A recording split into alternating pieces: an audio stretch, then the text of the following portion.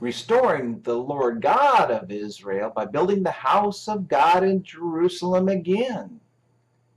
As the Lord lives, O children of Jacob, I shall restore your tribal lands and nations to you, then your tribal genetic heritages.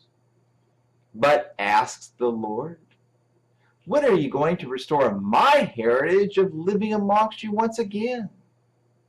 When are you going to build my sanctuary, my house upon my holy mountain of my holy city of Jerusalem once again?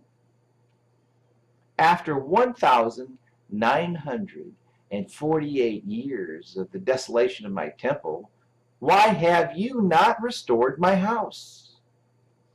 Has not the Lord restored the house of Judah once again as the modern state of Israel, at least with partial lands restored?